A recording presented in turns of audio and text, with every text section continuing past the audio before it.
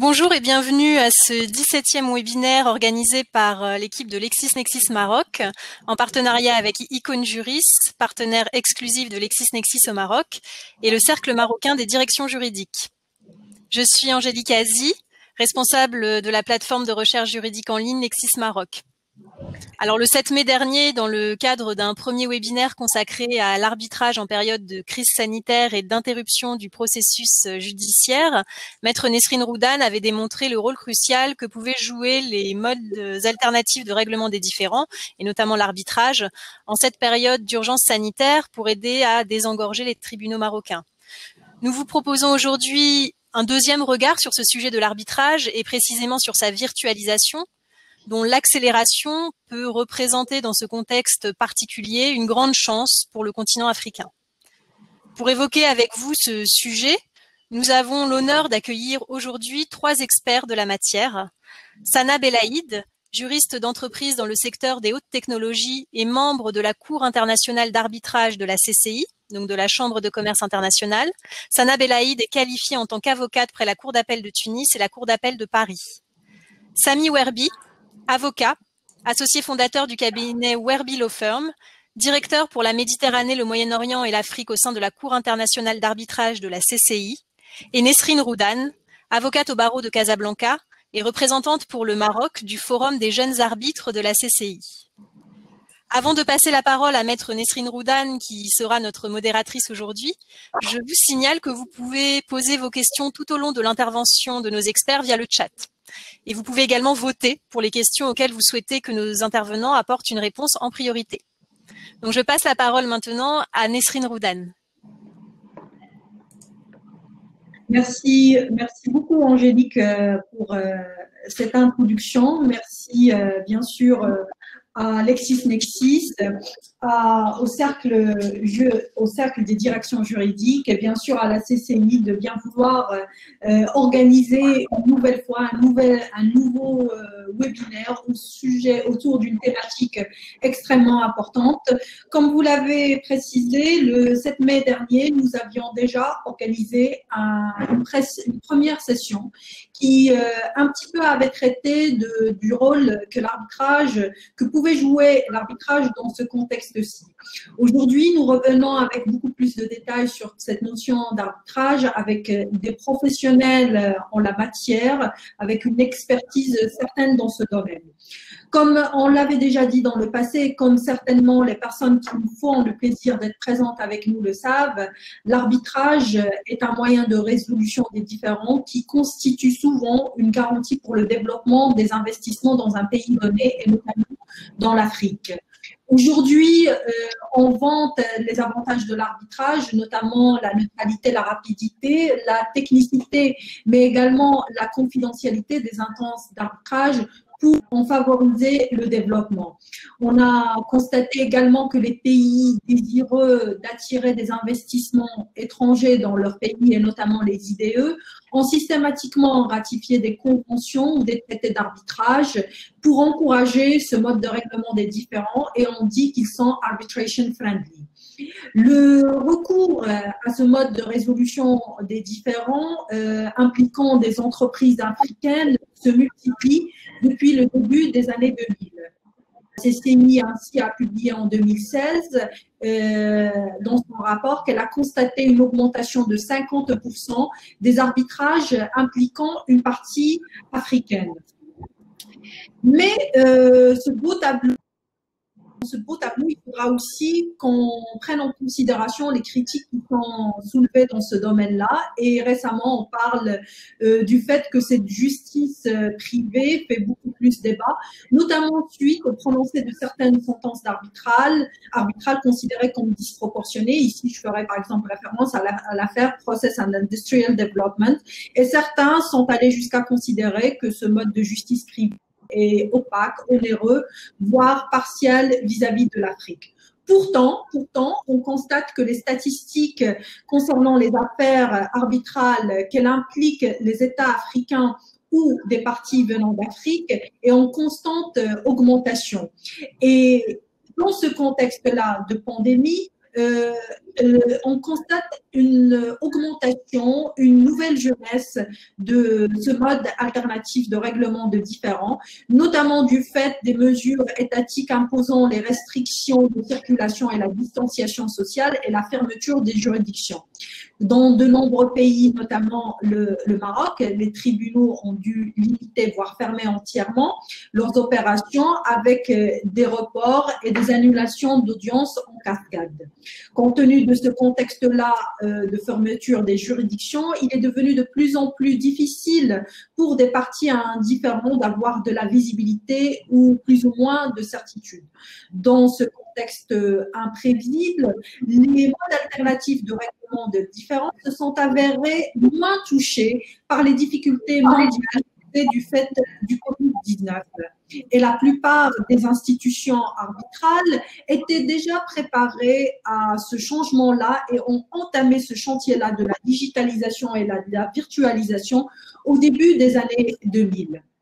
Donc, les avantages classiques des procédures d'arbitrage se sont avérés encore plus utiles aujourd'hui dans ce contexte de fermeture de juridiction, notamment la souplesse des règles d'arbitrage qui s'est avérée un atout en ce temps de crise, la technologie, la visioconférence, les auditions virtuelles qui largement été utilisées dans le passé dans ce processus-là se sont intensifiées, la numérisation, les dépôts électroniques, les procédures sans papier, sont encore une autre caractéristique commune des procédures arbitrales et il n'y a pas eu de difficulté pour leur utilisation pendant cette période de pandémie.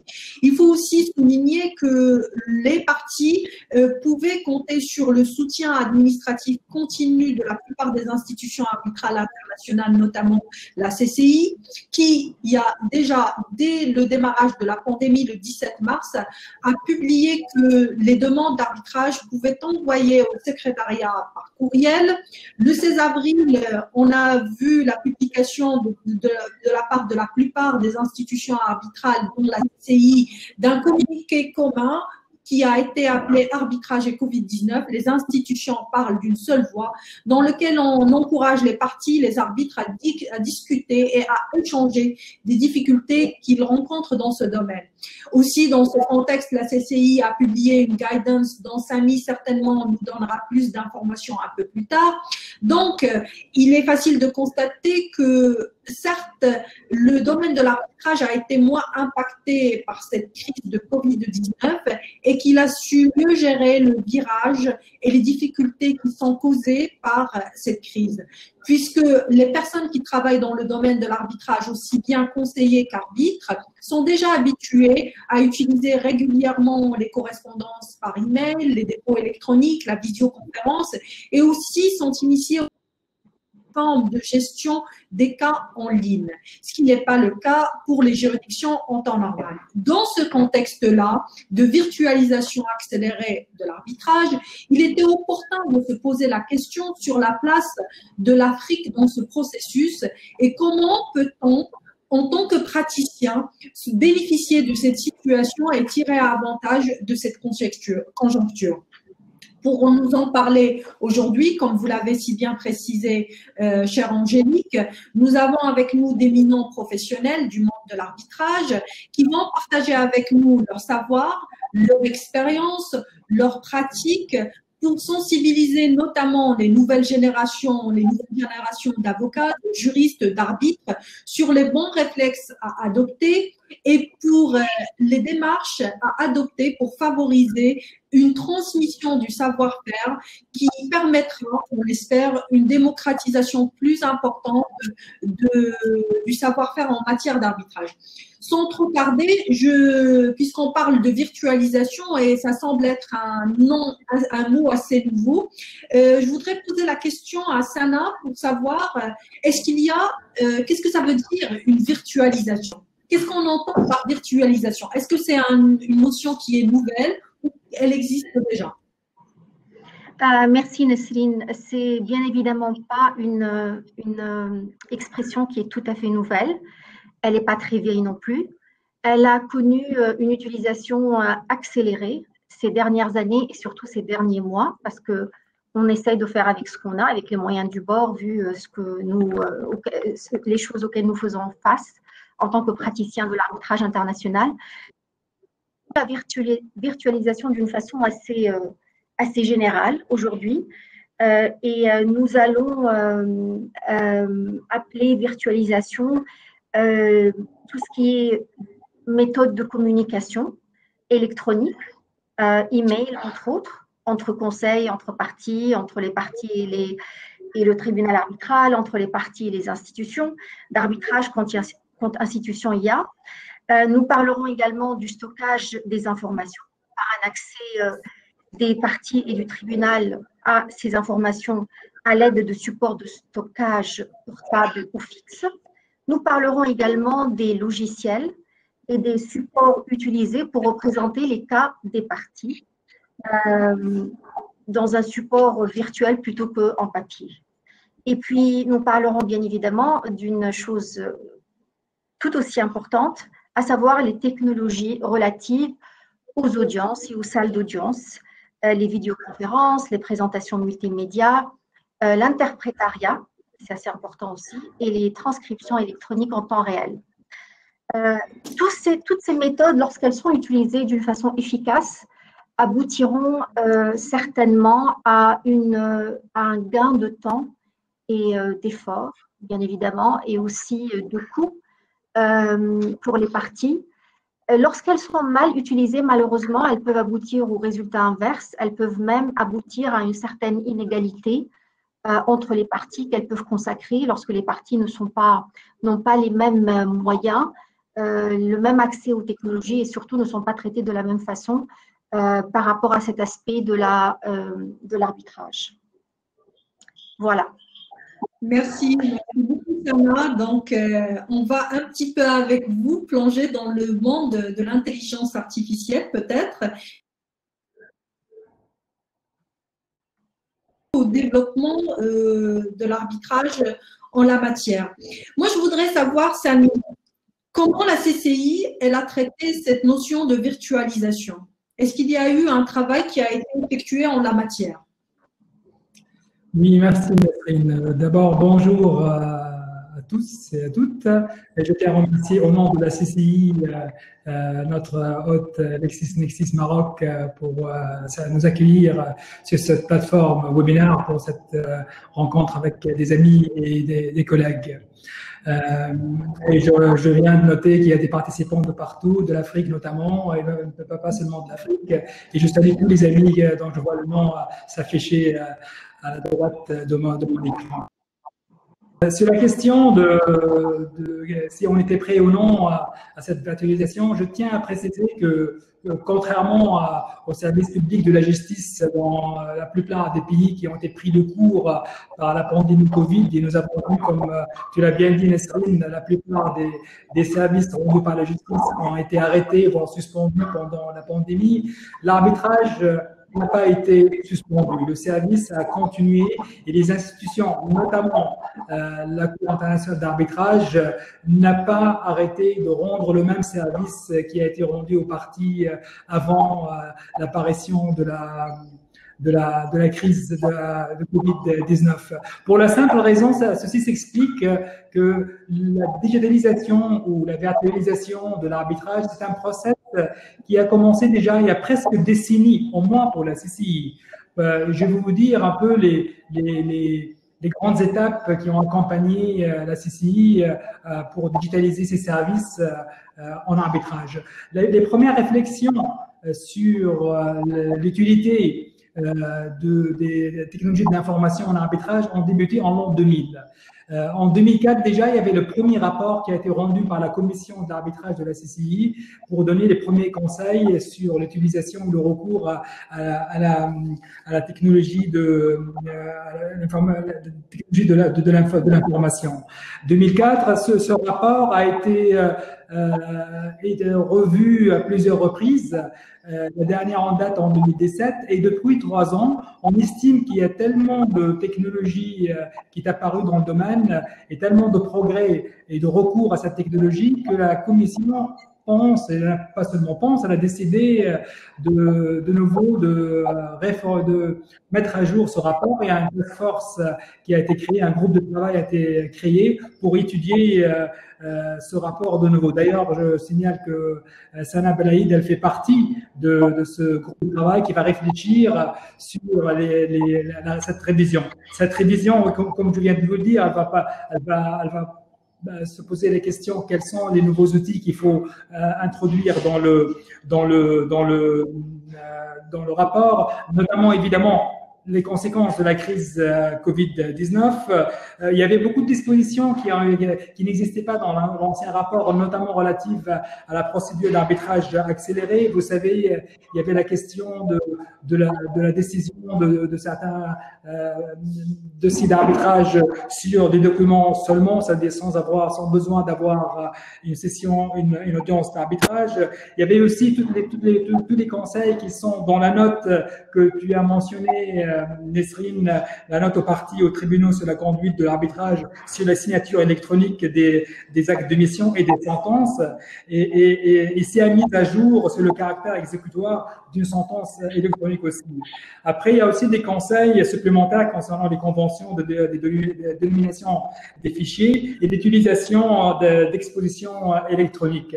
Et enfin, sans préconiser une approche par rapport à une autre, le rapport pourrait aussi refléter et partager l'expérience sur l'utilisation des technologies de l'information et notamment la question des audiences virtuelles, parce que comme vous le savez, même si on en parle beaucoup, il y a encore une certaine réticence de la part des praticiens qui soient partis au arbitre sur le recours à cette technique à l'arbitrage. Voilà, ça c'est le premier volet, c'était l'organe législatif de la CCI qui est la commission sur les différents rapports depuis l'an 2004 jusqu'à aujourd'hui. Après, il y a ce qu'on appelle la plateforme d'arbitrage des online arbitration.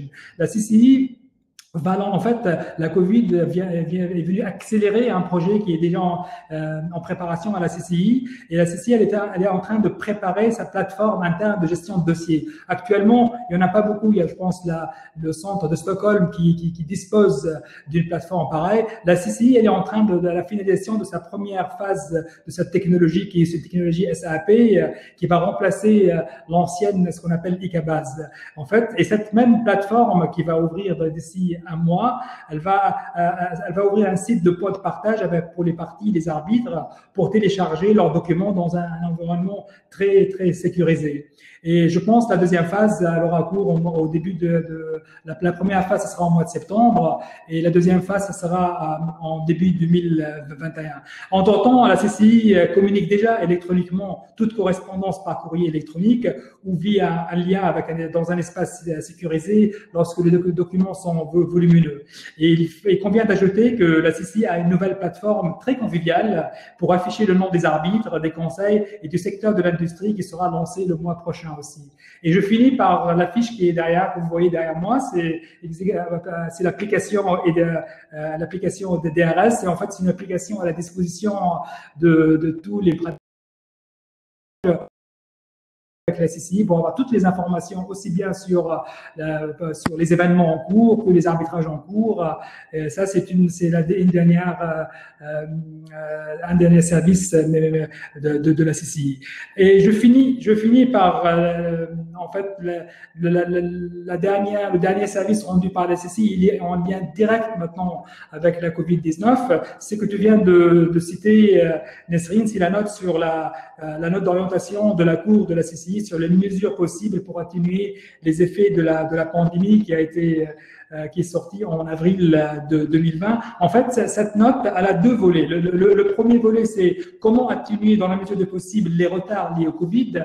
Et là, la note, elle rappelle toutes les mesures déjà qui sont préconisées par la CCI dans ces guidelines, dans les rapports où on incite les parties à considérer quelles sont les meilleures mesures de conduire l'arbitrage de manière efficace et rapide. Ça, c'est le premier volet que vous trouvez et je pense que Sana va en parler. Et le deuxième volet de la note qui concerne exactement comment organiser une audience virtuelle. Et là-dessus, je pense que Sana, elle va revenir là-dessus tout au long de sa présentation.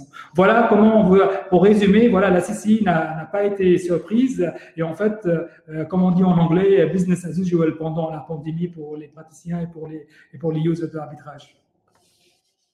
Excellent. Merci beaucoup, Samy, pour tes précieuses explications. Et je confirme que l'application dont tu as fait si gentiment la publicité maintenant, elle est extrêmement utile et on n'a pas attendu le Covid pour la lancer ou pour en vérifier l'utilité. Et c'est une application qui est extrêmement intuitive, tactile, et elle est toujours en constante amélioration pour prendre en considération les remarques des utilisateurs, mais aussi pour l'améliorer. Je voudrais revenir vers toi, Sana. On parle de la virtualisation des audiences, et c'est un terme qui revient de façon de plus en plus fréquente. Je voudrais savoir, toi, Sana, en ta qualité de membre de la Cour, en ta qualité d'arbitre reconnu en la matière et en tant que praticienne, est-ce qu'on parle d'une réalité ou d'une fiction? C'est une vraie réalité. J'assiste désormais aux sessions de la Cour d'une façon virtuelle à travers mon ordinateur. Et plusieurs membres de la Cour font la même chose. Et rien n'a vraiment changé dans la dynamique des discussions.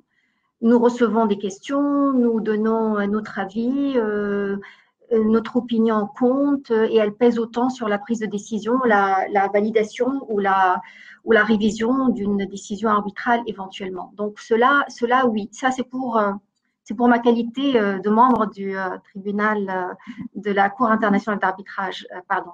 Maintenant, concernant l'opération arbitrale elle-même,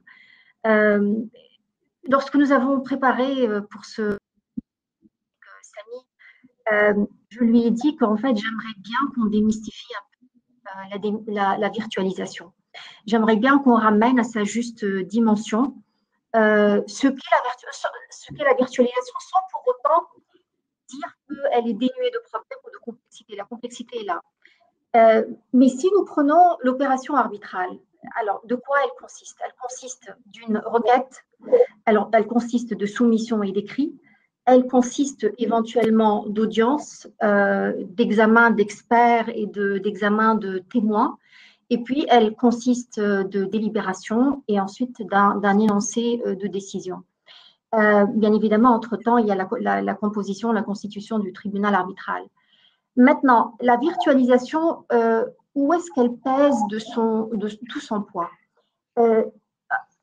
Pour ce qui est des échanges d'écrits, que ce soit la requête d'arbitrage, la réponse, les soumissions d'écrits, les échanges d'emails, nous en avons déjà un petit peu parlé. Il y a depuis quelque temps des plateformes pour le stockage d'écrits et pour l'échange d'écrits. Ces plateformes ont bien évidemment, tout au long de ces dernières années, connu pas mal de développement, de sophistication et sont maintenant assez utilisées. Bien évidemment, il faut faire la différence entre les plateformes qui sont ouvertes au public, qui sont gratuites, et celles qui sont payantes parce qu'elles font l'objet de paiement de droits de licence et qui sont en général un peu plus sécurisées. Bien évidemment, je ne vais pas parler ici maintenant des plateformes, mais si vous regardez les rapports de la CCI, il y a quelques plateformes qui sont mentionnées pour cela. Donc, la période ou la phase d'échange d'écrits et les considérations à prendre, dont il faut tenir compte, c'est la confidentialité. Bien évidemment, des fois, on est tellement à la hâte d'échanger des écrits qu'on oublie l'impératif de la confidentialité et on se jette sur la première plateforme qui est disponible. Et bien évidemment, on ne pense pas trop à l'intégrité et à la sécurité des échanges, on pense plutôt à l'efficacité. Donc, il faut toujours il faut toujours ne pas oublier qu'on est toujours en train d'essayer de chercher un équilibre pour garantir et l'efficacité et l'intégrité des documents et la sécurité et la confidentialité et l'accès, bien évidemment, des parties et du tribunal arbitral. Donc, pour moi, la considération la plus importante pendant les échanges d'écrits, c'est la confidentialité. Nous passons ensuite aux audiences et je pense que Samy va dire quelque chose. les audiences, c'est là où la technologie risque d'être plus importante. Encore faut-il que des audiences soient nécessaires. Et peut-être que Samy, tu as quelques remarques à faire concernant la nécessité ou pas de tenir des audiences pendant une opération arbitrale.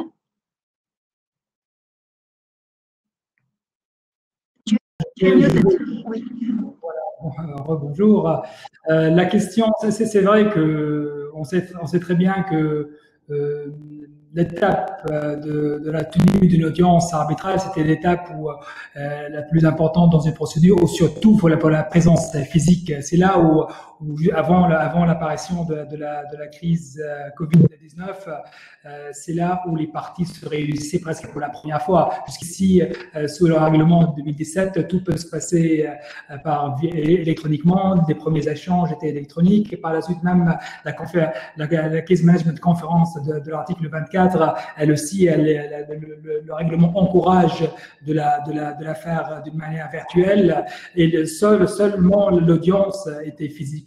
Voilà, maintenant avec le Covid, évidemment, les choses vont changer. Mais je rappelle que maintenant, de plus en plus, on pousse à trancher des litiges sans audience, sans audience. Nous rappelons d'abord la mesure phare de la procédure d'arbitrage accéléré, c'est que le tribunal arbitral ou l'arbitre unique rend sa décision sans besoin d'audience. Et ça, je pense, ça veut dire, dans l'avenir, on tend de plus en plus à avoir des audiences, avoir des procédures d'arbitrage sans pour autant avoir une audience arbitrale. Il reste certainement pour les arbitrages complexes, l'audience peut rester utile et nécessaire, et dans ce cas-là, on encourage de plus en plus avec les moyens technologiques à recourir à une audience virtuelle. Très bien. D'ailleurs, c'est ce que dit l'article 25.6 des règles d'arbitrage de la CCI. Que le tribunal arbitral peut décider s'il va statuer sur pièce ou s'il va statuer à travers ou après une étape d'audience. Pour ce qui est des audiences, et pourquoi est-ce que cette étape est assez sensible dans l'opération arbitrale? Parce que nous sommes toujours guidés, je pense, par une façon un peu, pas vieille, mais assez établie, que les audiences, la présence physique, les interactions physiques sont importantes, et parce que nous pensons également que lorsque un règlement d'arbitrage dit que le tribunal arbitral va tenir ses sessions en présence des parties, on a tendance à expliquer en présence par présence physique. Alors que ce qui est important, c'est en fait ce à quoi renvoie l'article 25.2 des règles, du règlement d'arbitrage de la CCI. Ce qui est important, c'est le principe contradictoire. C'est-à-dire que maintenant, nous trois ne sommes pas présents physiquement au même endroit, mais nous sommes tout de même présents. Et on peut dire qu'on a un échange en temps réel et puis on répond les uns aux autres. Donc, lorsque on dit présence physique, ce n'est pas tout à fait vraiment ce que demande le tribunal arbitral ou les règlements. Il demande une présence, un échange contradictoire. Si tu permets, oui. Si tu permets, Nesrine, si tu permets, je vais donner aussi un exemple pour nous en Afrique, pourquoi cette digitalisation peut s'avérer nécessaire et utile, non seulement pour réduire de temps et de coûts, et je donnerais un autre facteur, on n'y pense peu, c'est pour que parfois contourner la bureaucratie, par exemple, un peu connue dans nos pays en Afrique. Jusqu'aujourd'hui encore, dans ma pratique à Tunis, il m'arrive parfois que je reçois une lettre de la douane pour aller chercher des documents. Parfois, il s'avère des documents simples qui n'ont aucune importance. Pour le bon vouloir du douanier, il a décidé de le retenir. Il faut que je me déplace pendant une demi-journée pour aller récupérer le document. Vous voyez, parfois, et ça continue même aujourd'hui. On ne sait pas, il n'y a aucune règle précise, mais de temps en temps, certaines communications qui sont envoyées par DHL peuvent finir pendant une semaine, 2 semaines coincées à l'administration. Et je donne encore un meilleur exemple sur l'utilité d'abord de la digitalisation pour les gros arbitrages, pour les gros envois des DHL. Vous savez, pour les arbitrages complexes, parfois, les parties ont besoin des énormes documents qui sont étudiés et examinés pendant les audiences. Et ça me rappelle une anecdote autant j'étais à la CCI en tant au secrétariat. À l'époque, on avait réussi à fixer Tunis comme lieu d'arbitrage pour un arbitrage complexe en partie éthiopienne et une partie française. Il s'agissait de la construction d'un barrage. Les cabinets étaient un bon tribunal arbitral, tout se passait très bien jusqu'à la fixation d'audience à Tunis. Et tout le monde était prêt à venir et les conseils surtout ont commencé à envoyer leurs documents volumineux vers Tunis. Figurez-vous que 2 jours avant l'audience, on nous appelle pour nous dire que tout le monde était à Tunis, sauf les documents. Les documents qu'à l'époque, on n'envoyait pas, évidemment, par électroniquement, on les envoyait par DHL. Et ces gros documents étaient coincés encore une fois à la douane tunisienne parce que le douanier, il a trouvé que ces documents sont énormes et il a décidé de le retenir. Il a fallu l'intervention des autorités à très haut niveau à Tunis, l'intervention de notre comité national tunisien et vraiment des responsables qui sont intervenus auprès des hautes instances pour vraiment libérer les documents et l'audience a été retardée d'une journée. Vous voyez, avec la digitalisation, aurait pu sauver cette audience, au moins elle aurait pu commencer dans les délais. C'est bien beau ces informations-là concernant la digitalisation et la virtualisation et comment ça permet de simplifier la vie pour la gestion d'un procès ou d'une affaire en cours. Et en tout cas, les praticiens qui sont présents aujourd'hui, ils savent que même en matière d'impression de documents et de transmission de documents, ça constitue un coût dans la gestion des dossiers. Mais quand on est entre professionnels et qu'il faut vraiment parler des difficultés pratiques que l'on peut rencontrer, quid des situations dans lesquelles où on a des institutions internationales telles que la CCI ou d'autres centres d'arbitrage qui ont mis en place des règlements d'arbitrage qui vont dans le sens de la virtualisation et de la digitalisation, mais qui malheureusement ne sont pas en phase avec la législation interne.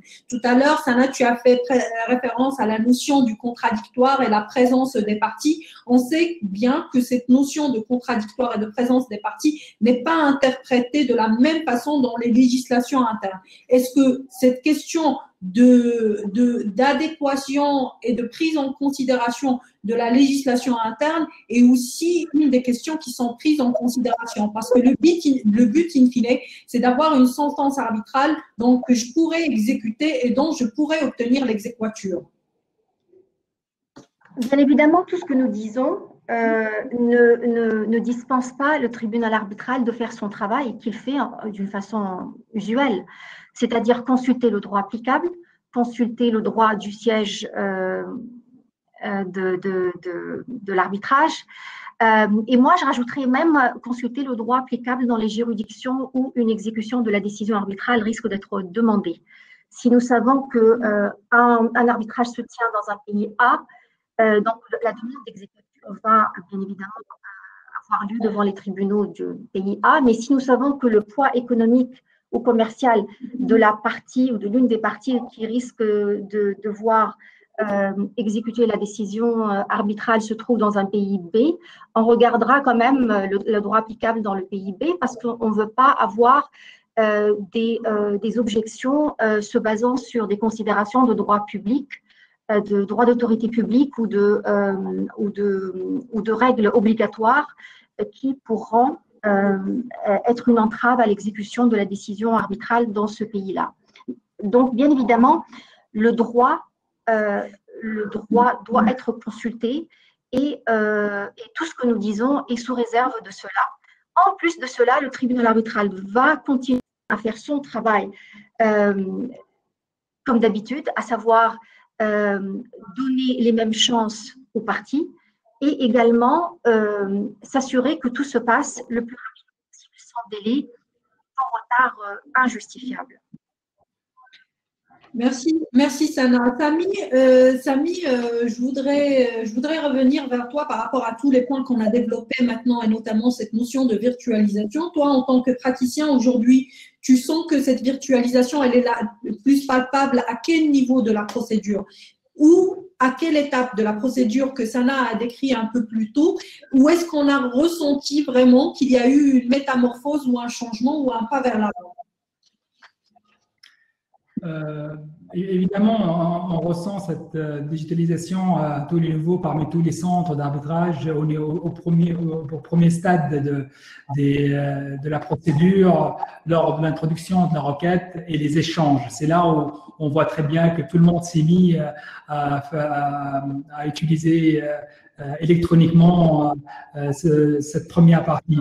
La partie de la virtualisation relative à l'audience, elle est d'abord toute récente. Elle est toute récente et comme elle a expliqué Sana, elle nécessite des moyens technologiques parfois plus compliqué, où on doit faire attention plus aux questions au traitement équitable des parties, aux questions de la confidentialité. Et reste encore aussi la troisième partie, c'est la partie de rendement de la sentence, notamment la question de la validité de la sentence qui est rendue électroniquement et la signature électronique des sentences. Alors, pour répondre à votre question, nous sommes encore à la première phase de la virtualisation de l'arbitrage.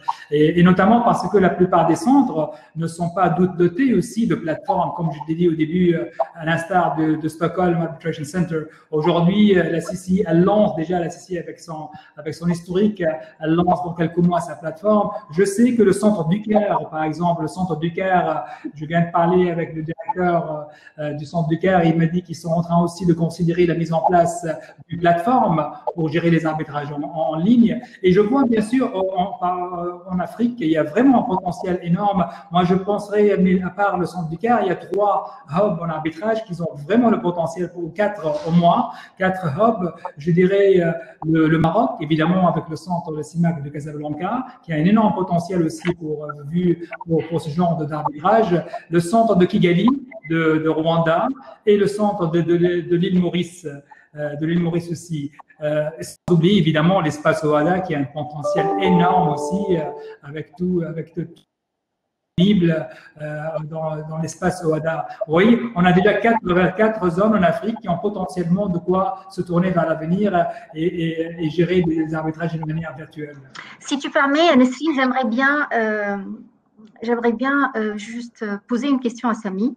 Par rapport aux audiences virtuelles, Samy, et puisqu'on parle de l'Afrique, est-ce qu'il y a quelque chose dans les droits africains auxquels tu as eu affaire qui interdirait, par exemple, la tenue d'une audience virtuelle? Ou est-ce que tu vois qu'il y a un empêchement primordial par rapport à cet aspect de la virtualisation? Tout le contraire. Moi, j'ai demandé à des spécialistes en Afrique, notamment notre ami, le membre de la Cour, Dr Achille, qui nous regarde aussi. Il n'y a rien qui empêche, en fait. Et même, je dirais, il y a une prolifération de législation en général en droit en faveur de tout ce qui est électronique. En Tunisie, déjà en l'an 2000, on permet d'échanges électroniques.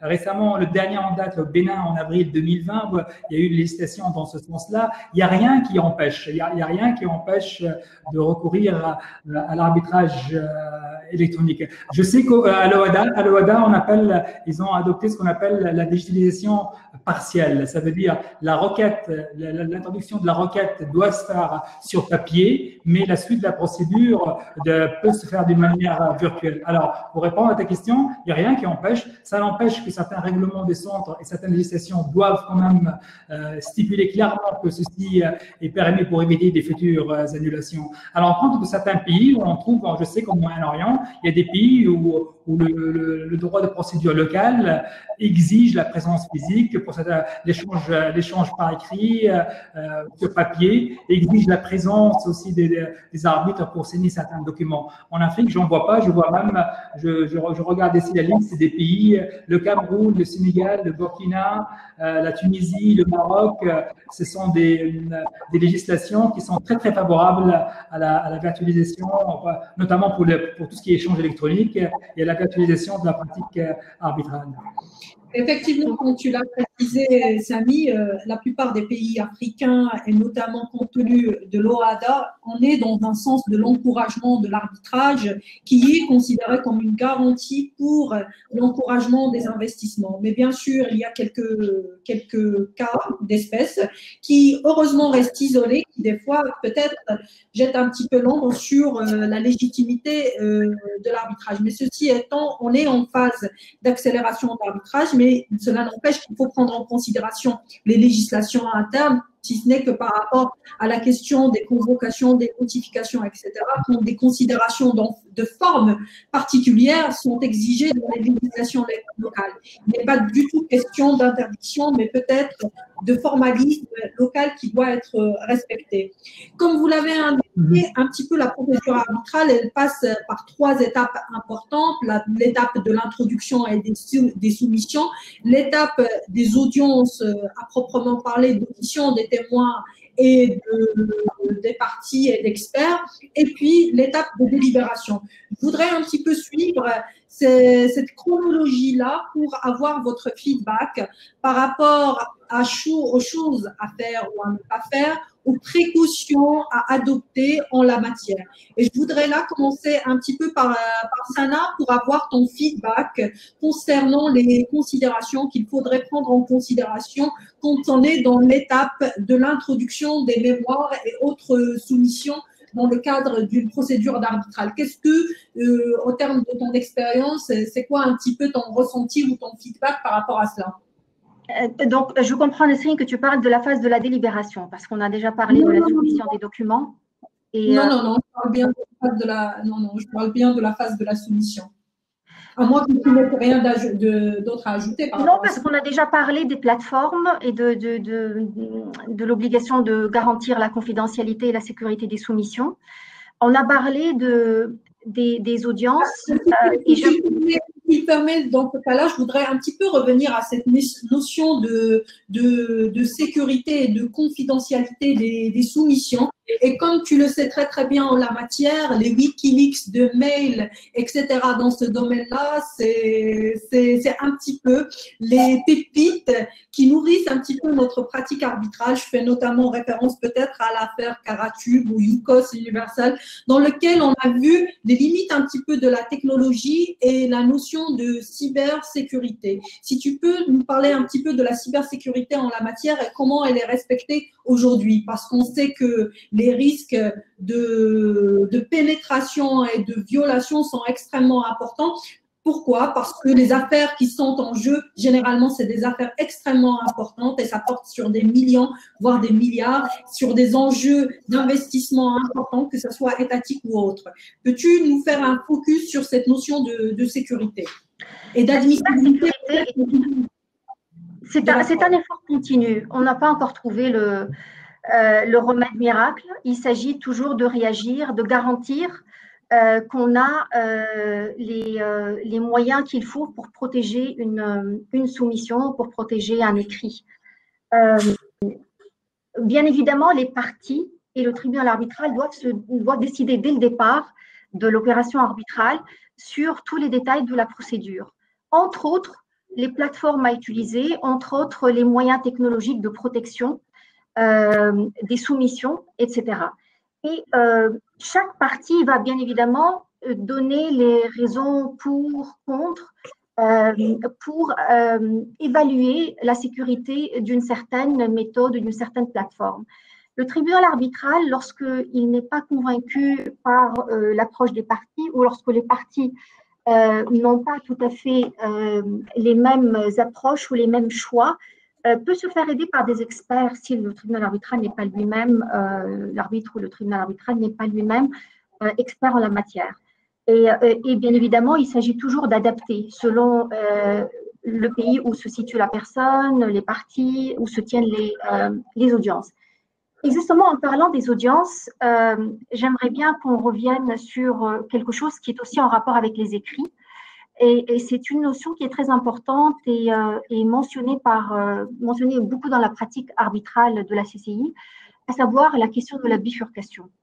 Le tribunal arbitral va essayer de réduire au maximum quand les audiences physiques en la présence physique des parties n'est pas possible ou lorsque il y a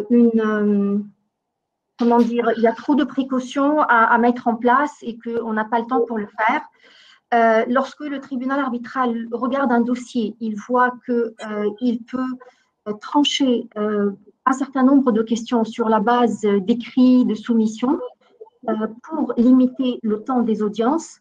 il ne devrait pas se résigner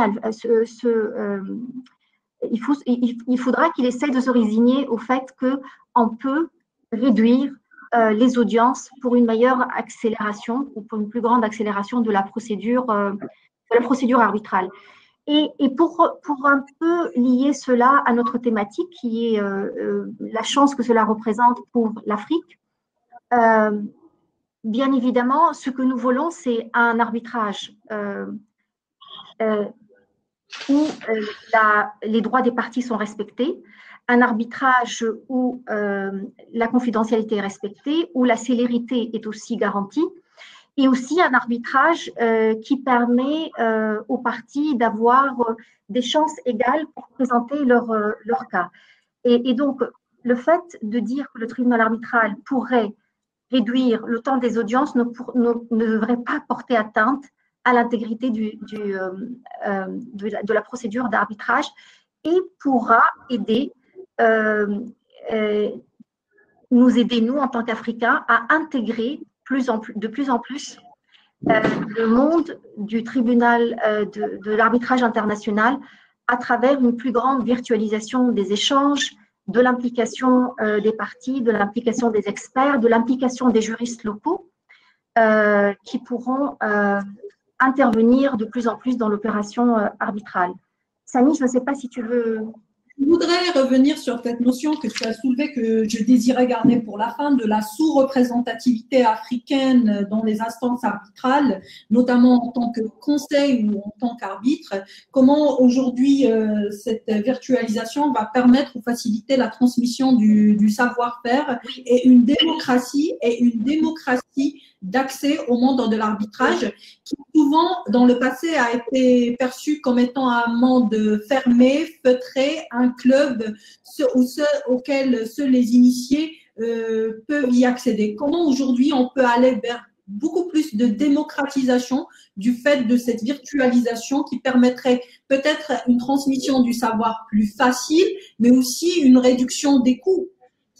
En effet, pour moi, c'est peut-être une des plus grandes chances que cela représente pour l'Afrique, puisque ce webinaire est une preuve éclatante de l'efficacité de la virtualisation dans la transmission et les échanges d'avis et d'opinions et d'expériences entre les praticiens. Lorsque, avant, j'assistais à des audiences où que je travaillais sur des dossiers d'arbitrage et que j'étais au début de ma vie de juriste et d'avocate, ma présence devait être signalée, mes déplacements étaient à la charge soit de mon cabinet dans le cadre du développement de business, soit à la charge du client. Et je constituais un coût dans une étape de ma vie professionnelle où je n'étais peut-être pas aussi efficace que pourrait l'être une avocate plus expérimentée. Alors que là, avec la virtualisation, un avocat stagiaire, un jeune diplômé, un avocat tout jeune peut avoir la chance et le privilège d'assister à des audiences d'arbitrage qui pourront réunir des experts en la matière sans que cela présente un coût pour toute l'opération arbitrale et un coût pour les parties. Et pour moi, cela est une chance en or que nous, Africains, devons vraiment saisir. Vous imaginez tout l'argent qu'on mettait avant dans les avions, dans les hôtels, on n'a plus besoin de le dépenser parce qu'on n'a plus besoin de se déplacer. Il s'agit de repenser un petit peu notre vie d'arbitragiste et cet argent qu'on mettait,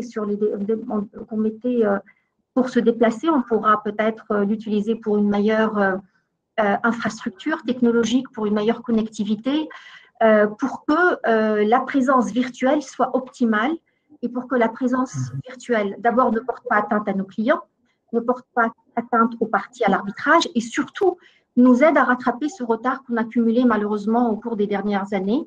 Et ça nous permettra également de former nos jeunes et ça nous permettra vraiment d'ouvrir nos horizons et de prendre un petit peu en marche, mais de le prendre quand même, le train du savoir-faire arbitral. Donc, merci Nesrine pour cette question. Merci. Je sais que tu es intimement convaincue de la nécessité du développement de l'arbitrage en Afrique et tu milites énormément dans ce sens-là. Qu'est-ce qu'on peut faire concrètement pour une meilleure représentativité de l'Afrique et des Africains? D'abord, je tiens à préciser qu'on avait déjà fait un énorme effort dans la diversité en Afrique. Vous savez, pour donner l'exemple des membres de la Cour, des nouveaux membres de la Cour qui ont été désignés en 2018 pour un mandat de 3 ans. Si vous regardez la représentation féminine en Afrique, elle est tout simplement impressionnante. Le nombre est brillante, mais arrête. Oui, quand on note que peut-être plus que 50% des membres de la Cour sont des femmes en Afrique et peut-être plus que 50% ont près moins de 45 ans. Pour vous dire l'effort qui est fait pour la représentativité et la diversité. La deuxième chose, je pense aussi ce que nous avons noté avec la virtualisation, c'est extraordinaire. Dans le passé, pour un membre de la Cour qui soit basé à Dakar ou à Abidjan ou à Addis Abeba, c'est presque impossible de venir à Paris. Aujourd'hui, c'est facile et ça va être encore plus encouragé d'assister, comme l'a dit Sana, d'assister virtuellement et d'influencer surtout, parce qu'assister, pas seulement pour assister. En tant que membre de la Cour, on influence les décisions de la Cour pour encourager encore plus les intérêts africains en arbitrage CCI. Et c'est là qu'on va voir que l'Afrique va peser encore plus dans les décisions de la Cour grâce à des participations actives de nos membres à l'Afrique au sein de la Cour internationale d'arbitrage. L'autre avantage, moi, je pense aussi à la formation continue. Comme vous le savez, la CCI, elle a son bras qui est l'Institut qui était spécialisé dans la formation continue. Et on avait toujours un problème dans le passé de ne pas pouvoir faire participer des Africains à Paris à l'époque parce que le coût était excessif. La deuxième phase qu'on a faite, c'est que nous sommes allés grâce à la commission d'arbitrage, et d'ailleurs je vois plusieurs membres de la commission qui participent aujourd'hui, et nous avons fait ce qu'on appelle un roadshow, une caravane de l'arbitrage qui s'est déplacée dans plusieurs pays africains, et on change d'un pays vers un autre pour encore être en contact direct avec ceux qui ne peuvent pas venir à Paris pour parler de l'arbitrage et discuter de l'arbitrage. Ça aussi, alors ces masterclass, ces formations, demain, peuvent être virtuelles et ça va permettre à tous ces gens-là de participer gratuitement de partout et de partager le même savoir. Moi, en étant à Tunis, toi, en étant à Casa, Joachim en étant à Abidjan. Et vous voyez, c'est ça l'avantage de la virtualisation. Ça va avoir cet accès gratuit et démocratique à l'information pour tout le monde. Et sans oublier de parler de l'organisme dont tu représentes au Maroc, ce qu'on appelle le Forum des jeunes praticiens de l'arbitrage que tu représentes. Nous avons plusieurs membres en Afrique et avec eux, on a déjà institué dans le passé l'accès gratuit à toute information, à toute formation liée à l'arbitrage. Demain, ce sera encore plus possible grâce à ces formations virtuelles. Je pense, vous voyez, il y a assez de moyens maintenant pour qu'on ne se plaigne pas dans l'avenir pour dire on n'a pas accès à l'information. Effectivement, Samy, je te remercie de ton éclairage par rapport à ce point. Allô? Vous m'entendez? Est-ce que vous m'entendez? Oui, je t'entends, Nesrine. Parfait. Écoute, Samy, je te remercie énormément pour ton éclairage. Effectivement, quand on préparait un petit peu ce webinaire, on est un petit peu d'accord tous sur un petit peu les bienfaits du Covid-19 dans le sens où ça a été un accélérateur pour amorcer cette transition qui était en gestation et en préparation depuis quelques années.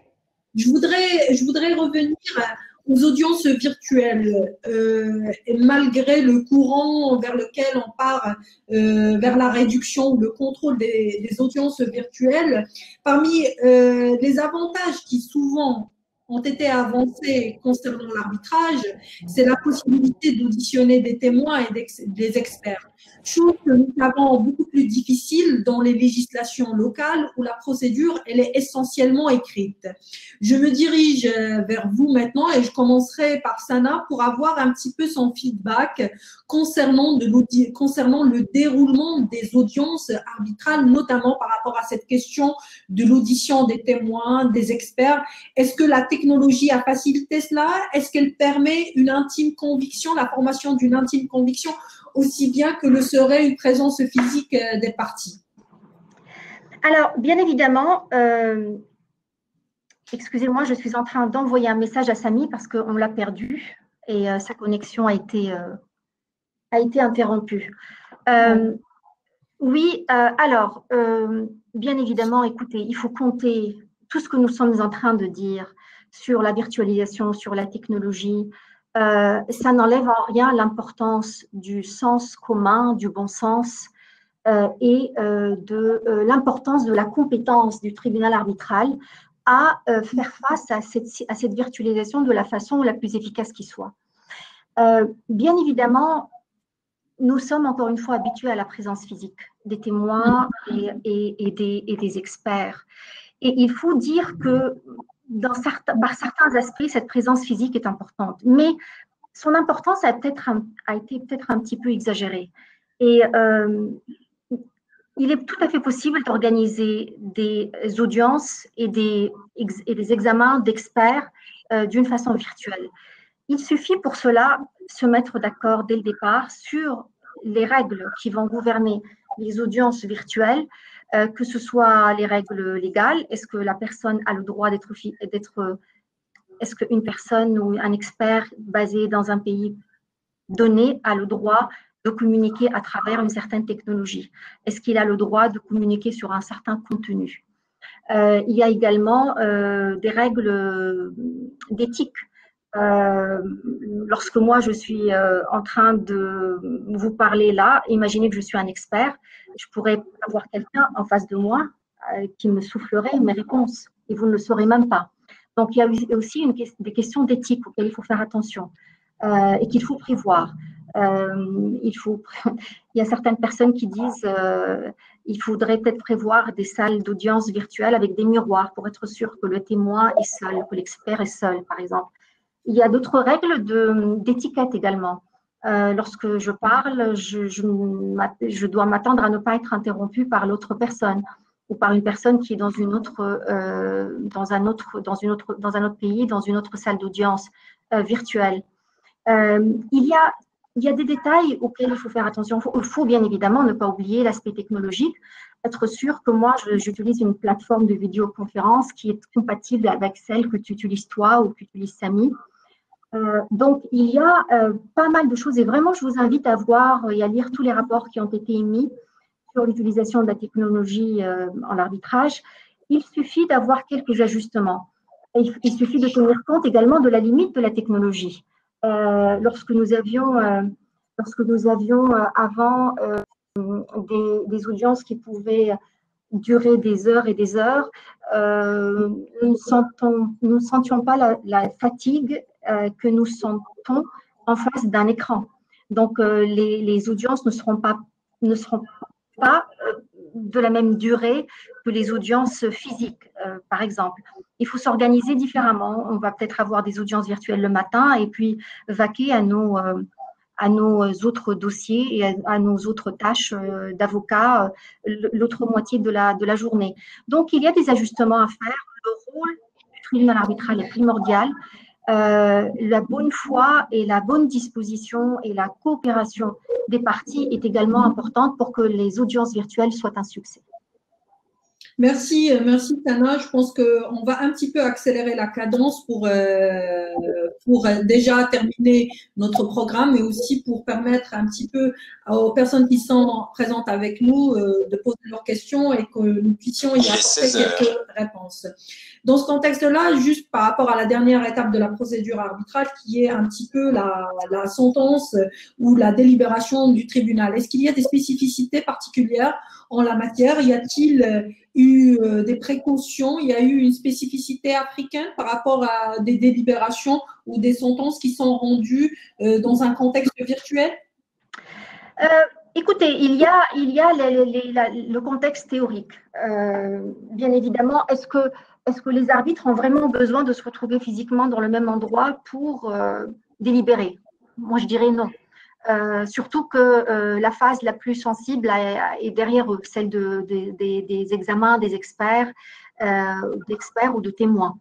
Maintenant, il faut bien évidemment, et c'est là où le droit local est très important, il faut voir si le droit local ou le droit du lieu de l'arbitrage ne requiert pas la présence physique des parties ou peut-être la signature physique en la présence physique des trois arbitres de la sentence arbitrale. Je pense que Samy a un exemple à partager sur une opération arbitrale à laquelle il est parti et l'arbitre a consulté le droit local, justement.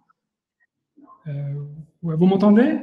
Oui, parfaitement. Moi, j'étais déconnecté et ça aussi, encore un des défis de la virtualisation, c'est d'avoir vraiment la connexion tout le temps et de la très bonne qualité. Malheureusement, c'est pas toujours le cas partout chez nous, mais voilà, je suis de retour. Oui, je continue à insister sur la nécessité de vérifier le droit actuel, le droit local, parce que il s'avère encore que dans certaines juridictions, encore celui-ci, l'exemple que c'était, ça ne concerne pas l'Afrique, mais c'est un pays moyen-oriental, où il y a encore des pays où le code de procédure locale exige l'écrit dans toutes les étapes, notamment pour la signature d'un acte de mission.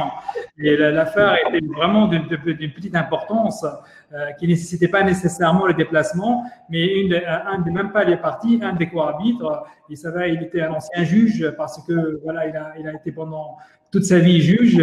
Il a insisté sur la présence physique pour chaque étape de la procédure. Et vous imaginez que ceci ne peut qu'augmenter le coût, ralentir les délais et surtout augmenter les coûts pour le tribunal arbitral. Et c'est ça, encore une fois, d'où l'importance, comme on l'a dit dès le départ, la virtualisation, c'est un écosystème. C'est pas seulement les centres d'arbitrage qui doivent se doter maintenant de nouvelles technologies ou les praticiens que nous sommes, que vous êtes.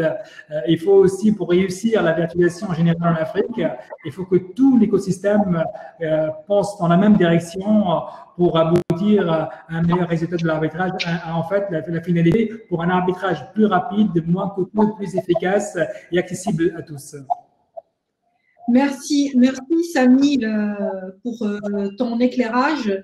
On a insisté au cours de ce webinaire sur le rôle qui a été joué par cette pandémie et par le Covid-19 pour accélérer un petit peu la digitalisation de l'arbitrage en Afrique. Bon, on espère rapidement sortir de cette pandémie. Et dans ce contexte-là, je vous pose la question, quels seraient les autres facteurs qui permettraient la généralisation de cette digitalisation, son accélération, mais avec sécurité?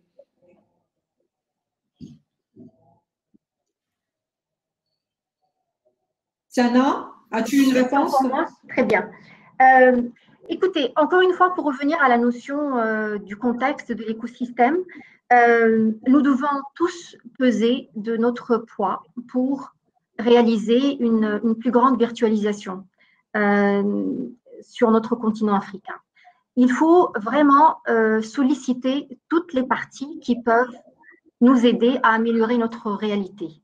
En tant que membre d'un barreau, vous pouvez vous rapprocher de l'ordre des avocats, vous pouvez vous rapprocher de confrères pour préparer des notes, pour demander à ce que des changements soient faits au niveau de la législation locale. Vous pouvez également demander à ce qu'il y ait des partenariats. Par exemple, je sais que la CCI a signé des protocoles d'accord avec certains centres dans certains pays. Malheureusement, aucun de ces pays n'est africain. Peut-être qu'on peut avoir une délégation africaine, une délégation nationale pour demander comment peut-on faire pour avoir des centres qui sont équipés pour une virtualisation optimale de l'opération arbitrale. Je suis actuellement aussi juriste d'entreprise. Je peux me rapprocher des autres juristes d'entreprise. Nous avons des associations de juristes d'entreprise où l'on peut parler des difficultés que nous rencontrons en matière d'arbitrage international qui sont dues à un retard par rapport à la virtualisation, changer les choses. Il y a également des efforts qu'on peut faire auprès ou des appels qu'il faut lancer au ministère de Justice dans nos pays pour voir comment améliorer l'approche des juges, l'approche des avocats au phénomène de virtualisation avec tous les aspects dont on en parlait tout à l'heure. Il y a aussi, je ne dirais pas malheureusement, mais quelque chose d'important, c'est se mettre à jour au diapason de l'avancée technologique qui n'est toujours pas évident. Il faut reconnaître que notre réalité africaine ne nous prédispose pas nécessairement à une grande virtualisation. Il faut se battre pour cela. Et encore une fois, je pense que l'argent que nous économisons sur certains aspects de l'opération arbitrale peut être utilisée pour renflouer un petit peu notre capacité technologique et virtuelle. Et lorsque je préparais ce webinaire avec Samy, je lui ai dit, il reste toutefois, je pense, moins cher d'acheter des avions et d'équiper des aéroports que d'avoir une infrastructure plus décente technologiquement pour permettre la virtualisation de tous les aspects de la vie. Ne parlons pas seulement de l'arbitrage international. Il faut tenir compte du fait qu'on a du retard, mais que nous avons là une chance pour profiter de cette circonstance pour non seulement ne pas encaisser plus de retard, mais pour peut-être même rattraper les choses et peut-être aller au-devant. Grâce à nos compétences locales dont nous avons parlé tout à l'heure et grâce à toutes les formations que la virtualisation va nous permettre de mettre en œuvre. Merci Sana pour l'expérience marocaine en la matière. Je tiens à partager avec vous qu'il y a un projet de loi, notamment 95-17, qui est en préparation qui constituerait un cadre réglementaire pour tout ce qui est médiation et arbitrage. Et dans ce contexte-là de création des synergies entre les différentes commissions juridiques et fiscales, institutions étatiques, etc., un plaidoyer a été fait pour déjà apporter des améliorations et prendre en considération les enseignements qu'on a tirés du Covid-19 pour aller de façon plus sereine et plus sûre vers une digitalisation. Dans ce contexte-là, je voudrais vous poser une question, mais rapidement, parce qu'un petit peu on a puisé notre temps en la matière. À chaque fois qu'on parle de technologie ou on parle d'utilisation de l'intelligence artificielle, bien sûr, le pendant ou le revers de la médaille, c'est la protection des données personnelles, c'est la sécurité, c'est le respect de cette frontière fine entre tout ce qui est intelligence artificielle et protection de données personnelles. Je voudrais un petit peu avoir votre input en la matière, comment on pourrait ne pas tomber dans les excès de cette digitalisation. Bien sûr, je vous ferai l'économie, je ne citerai pas tous les procès scandaleux qui ont abouti sur des catastrophes d'un point de vue technologique. Encore une fois, et je n'aurai pas une solution miracle ici, il s'agit de consulter les droits locaux, la loi qui s'applique, de connaître l'étendue de ces lois. Est-ce qu'on demande une localisation des informations? Comment protéger les experts? Comment protéger les parties? Comment protéger l'information elle-même? Et bien évidemment, il faut vraiment compter sur la sécurité technologique et essayer d'optimiser les conditions dans lesquelles nous opérons pour justement aboutir à une protection des données personnelles pour qu'elles ne fuitent pas pendant le procès, pour qu'elles ne fuitent pas après. Parce que ces informations peuvent être emmagasinées ad vitam aeternam sur le nuage, elles peuvent être sur des plateformes. Il faut s'assurer des conditions optimales dans lesquelles ces informations restent partagées et en circulation seulement entre les parties qui sont concernées par un procès. Samy ? Si tu permets, Nesrine, moi j'ai un commentaire juste d'abord pour ce qu'a dit Sana tout à l'heure sur le besoin en Afrique. D'abord, je tiens à préciser sur le besoin d'une meilleure coopération entre les centres qui soient internationaux et locaux. Et je rappelle, il a dit mon ami Joachim, en effet, la CCI et la CCG à Ouada qui, lui, a besoin d'être réactivé et en fait, ça peut porter exactement sur les questions de la tenue d'audience ou de la virtualisation.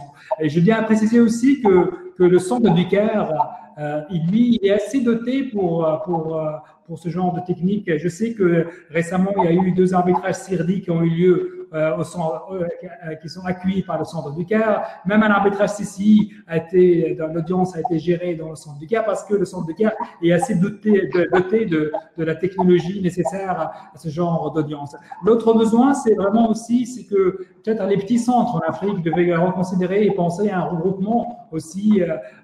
Je pense notamment au Maroc. Le Maroc, il est connu par la prolifération de ces centres. Je sais pas, j'arrête de compter le nombre de centres d'arbitrage au Maroc. Ils ont vraiment un besoin de se regrouper et utiliser une technologie unique, au moins utiliser une technologie unique qui peut être très pratique. Venir. Je pense que ça, ce sont le challenge. Évidemment, un investissement dans la technologie reste vraiment la condition parce que ce que nous avons aujourd'hui, comme on l'a dit au début, Nesrine, ce dont on a besoin au début pour échanger en email, certes, c'est une première étape, mais c'est pas ça la vraie virtualisation de tout un process.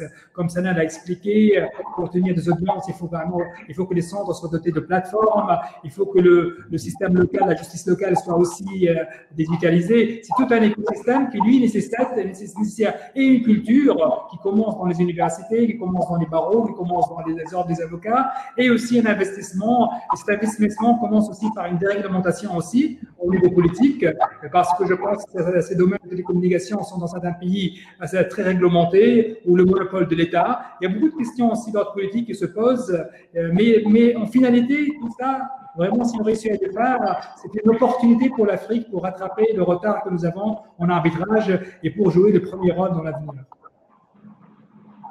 Merci beaucoup Samy, merci beaucoup Sana pour vos explications extrêmement pertinentes par rapport au développement de l'arbitrage en Afrique. Je pense si on peut résumer un petit peu tous nos échanges, oui, on est tous d'accord sur le fait que cette conjoncture est une opportunité pour le développement d'un arbitrage avec une identité africaine, mais pas une africanité pour le plaisir d'une africanité, mais dans le cadre d'une valorisation, d'une mise à niveau des standards de qualité à la fois de nos praticiens, mais également des centres, mais aussi dans le cadre du respect des principes généraux et de l'arbitrage qui ont fait de cette justice privée aujourd'hui un garant d'un investissement de qualité et d'un développement terrain au niveau africain.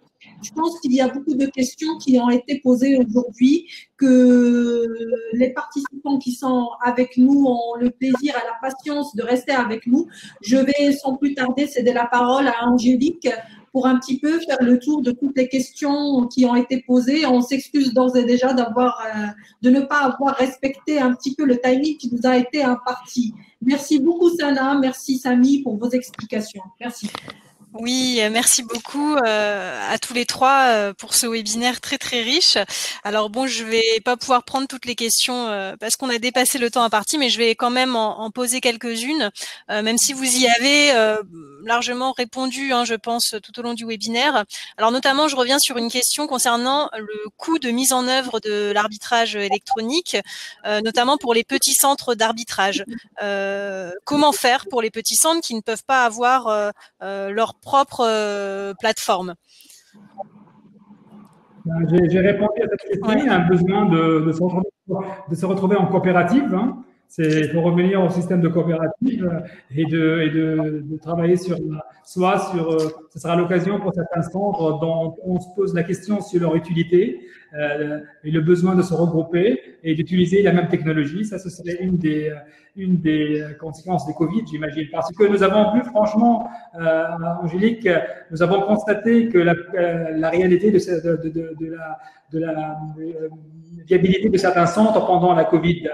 Plusieurs centres n'ont plus répondu. En fait, ils sont partis avec la corona presque. Vous voyez, il y a plusieurs centres qui ne répondent pas depuis 2 mois, 3 mois. Parce que tout simplement, ils ont fermé la porte et on comprend les raisons pour lesquelles ils ont fermé la porte. Alors, on se doit poser la question sur la raison d'exister. Et ceux qui veulent continuer, ils ont le droit de continuer à exister. On doit considérer vraiment de déployer les moyens, de s'unir pour se doter de la technologie pour continuer à servir dans l'avenir. Je suis d'accord avec toi, Samy. Je pense qu'il est temps de créer des synergies entre les différents intervenants en la matière, mais aussi d'aller vers un partage de connaissances et de savoir, parce que c'est l'arme qui permettra à tous les praticiens de se développer, mais qualitativement. Alors, je reviens aussi sur la confidentialité avec la virtualisation. Une question, existe-t-il des plateformes bien sécurisées pouvant éviter les piratages?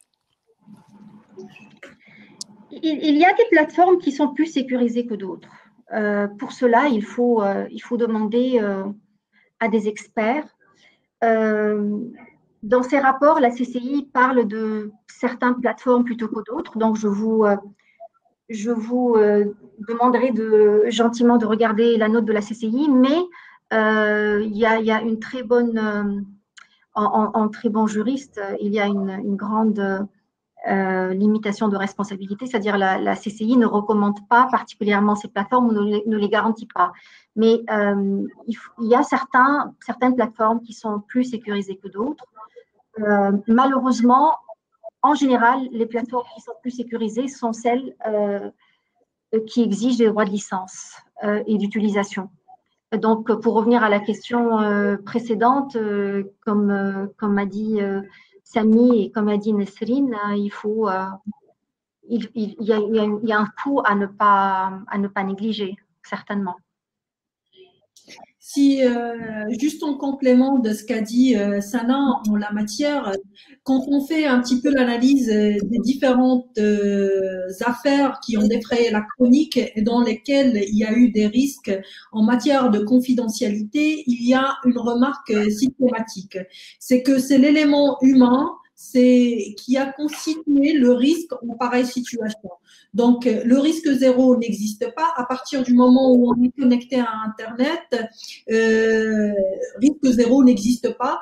Et Sana et Samy pourront le confirmer. À partir du moment où on travaille sur des affaires en matière d'arbitrage et sur des dossiers importants dont les enjeux sont importants, au sein de nos pratiques en tant qu'avocats, on constate qu'il y a un renforcement du système IT pour faire face au piratage qui sont pratiques courantes en la matière. C'est pas des anecdotes, c'est des risques réels, mais c'est des risques réels qui sont un petit peu le revers de la médaille de l'importance des enjeux. Si je peux juste rajouter, peut-être que la personne qui a posé la question s'attendait à ce qu'on donne, à ce qu'on nomme des plateformes. Je peux nommer les plateformes donc, qui sont dans le rapport de avril 2020 sur le Covid-19 de la CCI. On parle des plateformes Opus, TransPerfect et Xbundle. Encore une fois, la CCI ne garantit pas et ne vous pousse pas à les utiliser, mais c'est des sites ou c'est des plateformes qui sont connues pour présenter certaines garanties lorsqu'il s'agit de confidentialité et de sécurité. Et bien évidemment, le reste, il y a des plateformes tous les jours. Hein, il y a des plateformes qui sont au diapason de la technologie aujourd'hui, qui sont dépassées demain. Il faut faire sa recherche et parler à des experts. Merci pour ces précisions. Que pensez-vous de l'African Virtual Arbitration Protocol? Alors, je ne sais pas si l'un d'entre vous souhaite répondre en priorité à cette question. Monsieur Oui, Monsieur Werby. Je suis en train de tricher et de regarder sur Internet ce que ça veut dire. D'accord. Ça, c'est l'intérêt du virtuel, c'est qu'on ne sait pas ce qu'on fait. Hein. Non, je ne connais pas. D'accord. J'aimerais bien savoir. Je ne connais pas. Vous pencherez. Ami, si tu ne connais pas, ce n'est pas un bon signe. Hein. Non. Je vais poser des questions tout à l'heure et je me suis dit que je vais la regarder de près pour comprendre de quoi il s'agit. Alors, pensez-vous que la crise liée au Covid-19 encouragera le recours à l'arbitrage dans de nouveaux domaines du droit? Je pense, j'ai vu cette question que je trouvais intéressante. Je ne sais pas si ça va encourager dans le nouveau domaine du droit, ça veut dire à ceux jusqu'ici qui ne sont pas arbitrables, c'est ça la question, j'entends par là. Je sais quand de plus en plus, que ce soit avec Covid ou sans Covid, par exemple, on pense de plus en plus pourquoi on n'arbitre pas assez les litiges dans le domaine de l'immobilier. Il n'y a aucune raison. Je pense que c'est un champ qu'il faut explorer. Je ne sais pas Mais par contre, et ça, je sors un peu de la question, c'est plus de l'arbitrage qu'on parle maintenant. Le Covid, c'est plutôt une opportunité pour considérer encore de plus en plus les médiations. Et ça, on a vu une recrudescence de certaines demandes où les parties ont demandé de ce soir d'arbitrer pour aller à la médiation. Et de plus en plus, on fait appel à la médiation en pensant que cette crise, pour une économie de temps et de coûts, que les parties essaient de tenter de faire la médiation. Pour répondre directement à la question, je ne vois pas quels sont les domaines qui seront peut-être il y en aura le domaine mais ça c'est l'effet de la crise, peut-être le domaine de la santé, mais je ne vois pas en quoi le Covid va augmenter les litiges liés au domaine de la santé. Peut-être pour j'ai pas d'assises. J'ai vu la question de Amal, mais j'ai pas encore de réponse là-dessus. Sana, qu'est-ce que tu en penses? J'ai pas. Non, Moi, je pense des secteurs qui vont se développer, c'est le secteur de la technologie de l'information. Ça, c'est sûr. Maintenant, avec le développement de l'IT, il y aura ce secteur-là. Demain, il sera beaucoup plus présent, puisqu'il y a des nouvelles opportunités économiques qui s'ouvrent grâce à ce secteur de l'activité. Et c'est pas un secteur de droit, mais plutôt c'est un secteur économique. Angélique, je suis intimement convaincue que un petit peu la crise que nous traversons va contribuer au développement de tous les modes alternatifs de règlement des différends, notamment la médiation qui a repris, parce que ça s'y prête bien un petit peu à la conjoncture, to think outside of the box. Mais je pense aussi que cette crise que nous traversons va contribuer à l'émergence de nouveaux professionnels de l'arbitrage, à des professionnels, que ce soit des conseils ou des arbitres, qui n'ont pas peur de l'utilisation de la technologie. Nous savons tous ici présents juristes qu'à partir du moment où on commence à parler technologie, la plupart d'entre nous, il y a le cerveau qui s'éteint. Donc ceux qui ont su démystifier l'outil technologique et qui ont su joindre cet outil technologique, les connaissances juridiques nécessaires et le savoir-faire en tant qu'arbitre ou qu'au conseil, verront une métamorphose un petit peu dans leur trajectoire professionnelle et peut-être leur confirmation en tant qu'arbitre. Merci, Madame Roudan. Oui, allez-y. J'ai fait ce que Samy n'a pas réussi à faire parce que lui a essayé de tricher, mais moi j'ai réussi à tricher. Et j'ai pu avoir sous mes yeux, et en fait je l'avais vu, pour tout vous dire, il y a quelques semaines. Je suppose que la personne qui a parlé du protocole on virtual hearings in Africa parlait du rapport d'avril 2020 qui a été préparé par les Africa Arbitration Academy. Et c'est drôle parce que c'est la même date aussi que le rapport de la CCI. Et c'est un document d'une dizaine de pages qui donne je l'avais parcouru en effet, qui donne des conseils tout à fait judicieux et astucieux sur la tenue des audiences et sur l'éthique et les considérations à avoir en tête lorsque nous commençons un procès virtuel. Et je trouve que c'est un rapport qui est tout à fait respectable, qui est un très bon point de départ pour toute réflexion. Bien évidemment, il manque quelques détails, il manque quelques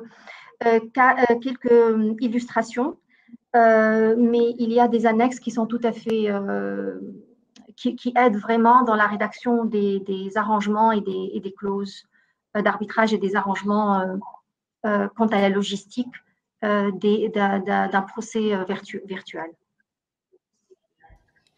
Merci pour ces précisions. Je vous propose de prendre une dernière question et de clôturer le webinaire.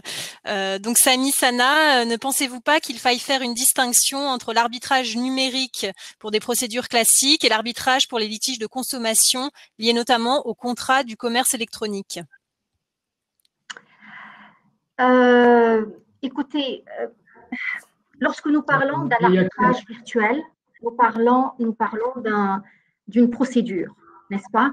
Et cette procédure ou cette organisation du procès arbitral a ce site de virtuel et qu'elle utilise de plus en plus la technologie comme moyen d'organiser le procès. Lorsque nous parlons des litiges numériques, c'est autre chose, on parle du fond d'un litige. Nous parlons des contrats intelligents, nous parlons des transactions transnationales qui ont lieu sur des plateformes de vente et d'achat entre des personnes se basant dans des lieux totalement différents. On se pose des questions comme celle du droit applicable, comme celle s'il y a ou non un arbitrage. Et bien évidemment, oui, même si c'est tentant de dire qu'il s'agit dans les deux cas d'un arbitrage virtuel, dans un cas, il s'agit d'un arbitrage classique, mais organisé d'une façon virtuelle. Dans l'autre, un arbitrage avec une plus grande virtualisation et qui a pour objet le commerce électronique ou numérique. Donc oui, il y a la différence qu'il y a entre la forme et le fond. Monsieur Werby, vous voulez ajouter quelque chose? Non, ben, je peux difficilement commenter ce que dit Sana par la suite. Non, elle a bien répondu à la question de Achille. Ce genre de question ne peut être posée que par Achille, par un docteur. Non. Bon, bah écoutez, merci. Peut-être Madame Roudan, un mot pour conclure. Merci beaucoup, Angélique. Pour conclure, je suis très, très ravie de cette opportunité qui nous a été donnée aujourd'hui pour débattre d'une thématique extrêmement importante avec de grands professionnels d'une grande générosité qui ont partagé avec nous leur parcours, leur expérience et leur feedback. Et j'espère qu'on a réussi tous aujourd'hui un petit peu à sensibiliser nos jeunes praticiens, qu'ils soient avocats, juristes ou apprentis arbitres, à être passionnés par cette pratique de l'arbitrage, à la nécessité d'une prise de conscience, de se remettre en question, de se dire oui, il faut que j'investisse, mais d'abord que le premier investissement, c'est un investissement dans le capital humain, la nécessité de se former, de rechercher l'information, de ne pas hésiter à aller voir des praticiens confirmés dans le domaine tels que Sami ou Sana pour bénéficier de leur expérience. Ils seront surpris à quel point ces gens-là sont généreux, n'hésiteront pas à encourager, à motiver, parce que nous avons tous le même souci, c'est de prêcher des standards de qualité, de veiller au respect de ces standards de qualité, mais aussi et surtout permettre une émergence d'un savoir-faire africain, d'un arbitrage typiquement africain dans lequel on pourra y aller travailler sans complexe, en respectant les standards de qualité reconnus en la matière. J'espère en tout cas qu'aujourd'hui, on a réussi à passer ce message et aussi à avoir donné des idées sur la nécessité de la création de synergies, de vases communicantes entre les différentes institutions arbitrales pour évoluer sereinement dans un contexte où malheureusement il y a beaucoup d'imprévisions, mais ensemble, unis, en partageant nos connaissances, nous pourrons aller plus loin pour un meilleur avenir arbitral. Merci beaucoup. Merci à vous trois, en tout cas pour ce webinaire effectivement passionnant. Donc merci pour votre participation. Un enregistrement est d'ores et déjà disponible sur le site de Connexion Livestorm et sur notre site d'information juridique dédié à la crise du Covid-19 en Afrique du Nord et au Moyen-Orient, donc c19lexismena.com. Donc si vous voulez réécouter tous ces propos qui ont été échangés aujourd'hui, vous pourrez bien entendu. Écoutez, merci à tous et puis à très bientôt pour un autre webinaire, je l'espère tout aussi passionnant. Merci. Merci beaucoup.